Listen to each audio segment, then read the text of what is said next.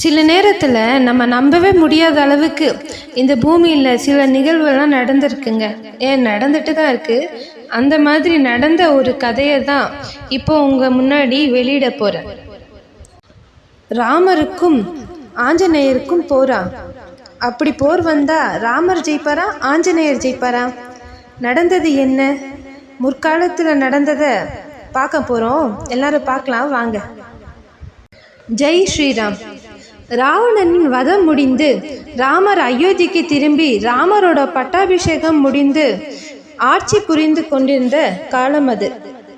அந்த நேரத்தில் வசிஷ்டர், விஸ்வாமித்ரர் போன்ற மகா ரிஷிகள் அங்கே வருகை தந்திருந்தாங்க. அப்பொழுது ராமர் ஒரு மாபெரும் மைதானத்தில் ஒரு மாபெரும் யாகத்தை நடத்தினார். அப்பொழுது ராமரின் ஆளுகைக்கு உட்பட்ட ஒரு தேசத்தின் ராஜாவான சாகுந்தன் என்கிற ராஜா வேட்டையை முடித்து கொண்டு அங்கே வந்தார். அப்பொழுது அந்த யாகசாலைக்குள்ளே அந்த ராஜாவுக்கு உள்ளே செல்ல மனம் வரவில்லை. வெளியே நின்றபடியே வசிஷ்டாதி முனிவருக்கு வணக்கம் என்று வணக்கத்தை கூறி விடை பெற்றார். மகாரிஷிகளும் வாழ்த்தி அனுப்பினார்கள். அப்பொழுது நாரதர் விஸ்வாமித்திரரிடம் வந்து நடந்ததையெல்லாம் கவனித்து கொண்டுதான் இருந்தேன். இப்போ வந்துட்டு போறாரு. அவர் ராமரின் ஆளுகைக்கு உட்பட்ட ஒரு இடத்தை ஆளும் சகுந்தன் ராஜா. அவர் கூறியதை கவனித்தீர்களா? வசிஷ்டாதி முனிவருக்கு வணக்கம் என்று சொன்னார். விஸ்வாமித்திரரான உங்கள் பெயரை குறிப்பிடவே இல்லை. ராமரின் குருவான உங்களுக்கே இந்த நிலைமையா என்று சொன்னார். உடனே நாரதரின் பேச்சை கேட்ட விஸ்வாமித்திரருக்கு அந்த நேரமே கோபம் வந்தது. ராமரிடம் சென்று, ராமா, நான் உன் குரு, நான் என்ன சொல்றேனோ அதை நீ கேட்பாய் அல்லவா என்று கூறினார். உடனே ராமர், நீங்க என்ன சொன்னாலும் கட்டளையிட்ட உடனே நிறைவேற்ற வேண்டியது அது என் கடமை என்று சொன்னார். உடனே நடந்ததை எல்லாம் ராமரிடம் விஸ்வாமித்திரர் சொன்னார். அந்த சகுந்தனின் தலையை எடுத்துக்கொண்டு வா என்று கட்டளை இட்டார்.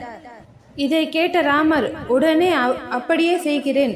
அந்த சகுந்தனின் தலையை உங்கள் காலடியில் சமர்ப்பிக்கிறேன் என்று சொன்னார். நாரதர் உடனே அந்த சகுந்தன் ராஜாவை பார்க்க புறப்பட்டார். அங்கே சென்று, சகுந்தன், என்ன நடப்பதை எதுவும் அறியாமல் நீ அமர்ந்து கொண்டிருக்கிறாயே என்று சொன்னார். உடனே அவர், என்ன ஆச்சு, நான் என்ன தப்பு பண்ணேன் என்று கேட்டார். நீங்கள் வசிஷ்டாதி முனிவருக்கு வணக்கம் என்று சொல்லி அந்த யாகத்திலிருந்து வந்துவிட்டீர்கள். விஸ்வாமித்திரரை குறிப்பிடவே இல்லை. இதை கவனித்த விஸ்வாமித்திரர் கோபம் கொண்டு ராமரிடம் சென்று உங்கள் தலையையே காணிக்கையாக கேட்டிருக்கிறார். இதை கேட்ட ராமரும் குருவின் கட்டளையை மீறாமல் உங்கள் தலையை கொய்ய வந்து கொண்டிருக்கிறார். உடனே அந்த ராஜா, ராமர் கடவுள், விஷ்ணுவின் அவதாரம், அவரை எதிர்த்து நான் ஜெயிக்க முடியுமா? அதற்கு முன்பாகவே நாரதராகிய நீங்கள் என் தலையை வெட்டி விடுங்கள் என்று சொன்னார். உடனே நாரதர், உன் குடும்பத்தையும் உன்னை நம்பி இருக்கும் இந்நாட்டு மக்களையும் விட்டுவிட்டு செல்ல உனக்கு மனம் எப்படி வந்தது என்று கேட்டார். உடனே நாரதர் ஒரு உபாயம் கூறினார்.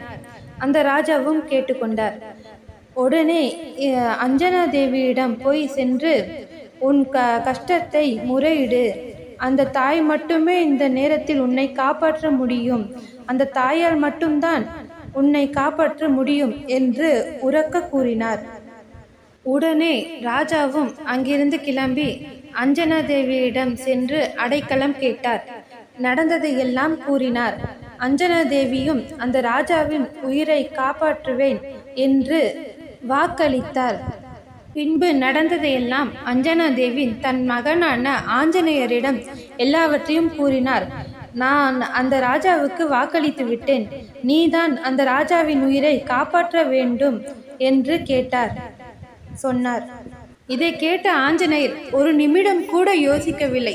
ராமர் முக்கியமா, தன் அம்மாவாகிய அஞ்சனா தேவி முக்கியமா என்று. ஏனென்றால் தாயை சிறந்ததோர் கோவிலும் இல்லை என்பார்கள். தாய்தான் எல்லோருக்கும் முதல் கடவுள். ராமரோ அந்த ராஜாவை வதம் செய்ய தேடிக்கொண்டிருந்தார்.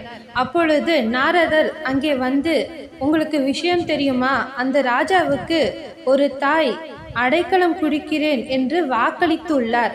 அது யார் என்று தெரியுமா என்று கேட்டார். உடனே ராமர், யாராக இருந்தாலும் சரி, என் குரு கட்டளையிட்டிருக்கிறார். அந்த ராஜாவின் தலையை என் குருவின் காலடியில் சமர்ப்பிக்காமல் விடமாட்டேன் என்று சொன்னார். உடனே நாரதர், அப்படி என்றால் ஒரு இடத்தை சொல்கிறேன், அந்த இடத்துக்கு போங்கள். அந்த இடத்தில் அந்த ராஜா இருக்கிறார். உங்களை எதிர்த்து நிற்பவர் யார் என்று அப்பொழுது உங்களுக்கு தெரியும். பார்க்கலாம், ஜெயிக்கப் போவது நீங்களா இல்லை அவரா என்று. ஹனுமான் அந்த ராஜாவை ஒரு பர்வதத்தின் குகைக்குள்ளே ஒளித்து வைத்திருந்தார். இதை அறிந்து கொண்டு ராமரும் அங்கே வந்தார். ராமரை கண்ட ஹனுமான் வணங்கி, இந்த ராஜாவை மன்னித்து விட்டு விடுங்கள், அவர் அவ்வளவு பெரிய தவறு ஒன்றும் செய்யவில்லை என்று முறையிட்டார். ராமரோ அதை கேட்பதாகவே இல்லை. தன் குருவின் கட்டளையை மீற தயாராகவும் இல்லை. எப்படியாவது அந்த ராஜாவின் தலையை வதம் செய்தே தீருவேன், என் குருவின் காலுக்கு அர்ப்பணித்தே விடுவேன் என்று சொன்னார். உடனே ஹனுமான், என் தாயாகிய அஞ்சனா தேவி இவரை காப்பாற்றுவேன் என்று வாக்களித்துள்ளார். அந்த வாக்கை நான் காப்பாற்றுவேன். ஏனென்றால் மகனின் கடமையே தாயின் வாக்கை காப்பாற்றுவது, தாயை சொல்வதை கேட்பது தானே. இதை அறியாதவரா பிரபு நீங்கள் என்று தாழ்ந்து கேட்டார். இதை கேட்ட ராமரால், ஹனுமான், நீ என்னை எதிர்த்து நிற்கிறாயா? இதை என்னால் நம்பவே முடியவில்லை. நீ இன்றி நான் இல்லை, நான் இன்றி நீ இல்லை, நீ என்னை எதிர்த்து நிற்பதா?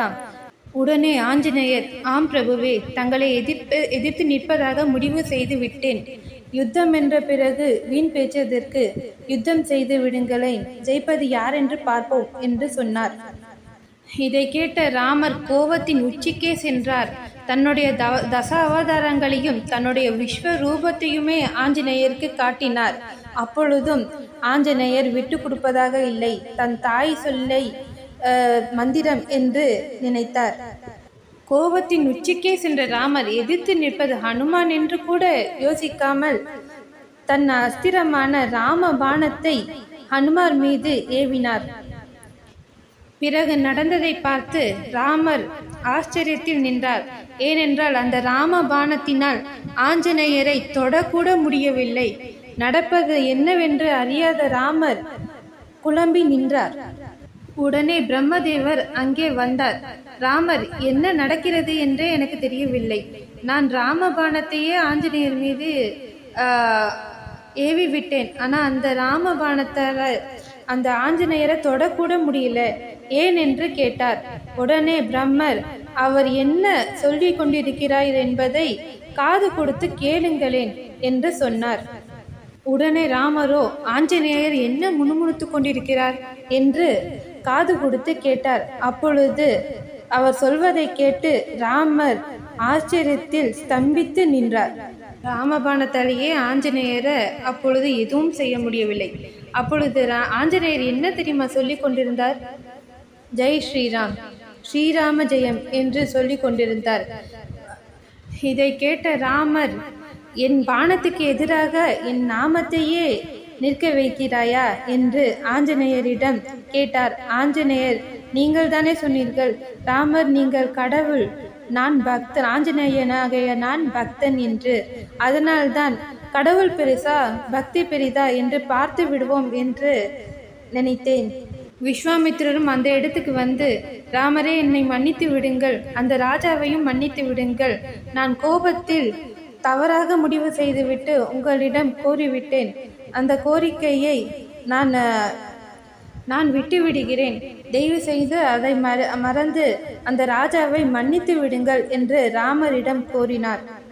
நடப்பதையெல்லாம் நினைவுக்குள் கொண்டு வந்த ராமர், சாந்த ஸ்வரூபமான ராமர், நான் இந்த மாதிரி செயல் புரிந்து விட்டேனே, ஹனுமானுக்கு எதிராக போர் புரிந்து விட்டேனே என்று வருத்தப்பட்டார். ஹனுமாரை தழும்பினார். ஆஞ்சநேயரும் சந்தோஷத்தில், ஹனுமார் சந்தோஷத்தில் ஜெய் ஸ்ரீராம், வாழ்க ஸ்ரீராமர் என்று முழக்கமிட்டார். இந்த கதையில் தெரிந்து கொள்ள வேண்டியது, ராமபாணத்துக்கு ஈடான ஆயுதம் இல்லை என்று சொல்வார்கள். ஆனால் அந்த ஆயுதத்துக்கு நிகரான ஒரு ஆயுதம் என்றால் ராம நாமமே ஆகும். ஜெய் ஸ்ரீராம். அனைவரும் சொல்லுங்கள், ஸ்ரீராம ஜெயம், ஸ்ரீராம ஜெயம், ஸ்ரீராம ஜெயம்.